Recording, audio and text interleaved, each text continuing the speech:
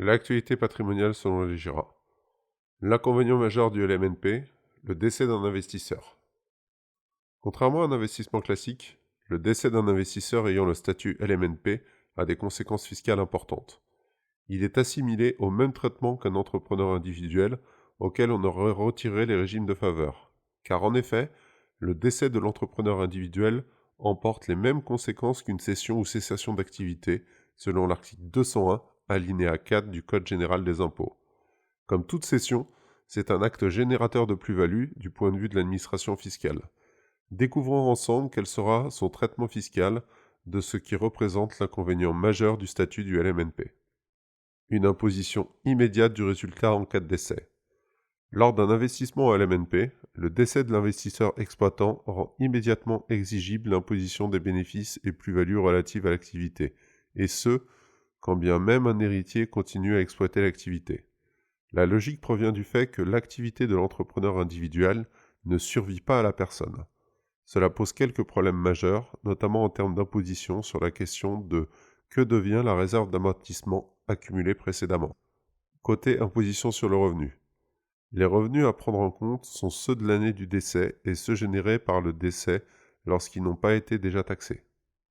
Plus-value professionnelle générée par le décès du chef d'entreprise par exemple. Ces bénéfices sont imposés au dernier taux de prélèvement à la source connu en tenant compte des versements d'acomptes déjà réalisés. Inconvénient à l'MNP, la taxation des plus-values. Contrairement à d'autres typologies de placements, le décès entraîne la taxation des plus-values latentes. Cela en fait l'inconvénient majeur du statut du LMNP. En fonction du statut du loueur meublé, professionnel ou non professionnel, le traitement fiscal des plus-values différera. Bizarrerie du sort, nous verrons que pour le LMNP, une partie des plus-values sera taxée selon le régime des plus-values professionnelles, ce qui n'est jamais le cas en cas de cession du bien du vivant de l'investisseur. À ce titre, vous retrouverez sur notre site le principe des taxations des plus-values des professionnels. Mais qu'en est-il des déficits antérieurs? Les déficits de l'ancien exploitant ne peuvent être transmis.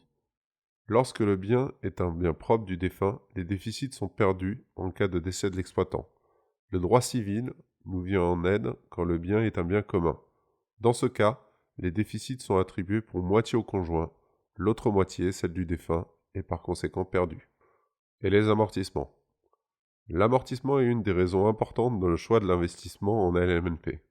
En cas de décès de l'exploitant, les amortissements antérieurs sont perdus. En revanche, le nouvel exploitant peut inscrire les biens transmis à son bilan pour la valeur réelle à la date de la transmission et par conséquent les amortir sur cette base réévaluée.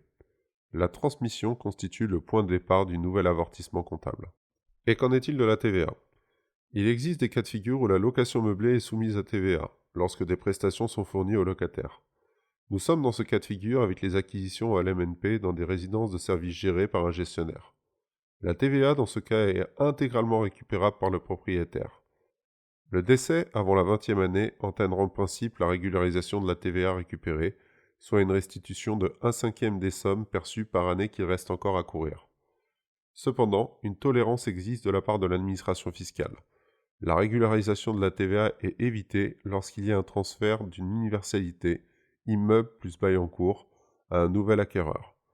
Autant cette tolérance ne fait aucun doute en cas de transfert en pleine propriété, un doute légitime subsiste en cas de transfert en démembrement, entre les enfants et le conjoint survivant par exemple lors de la succession.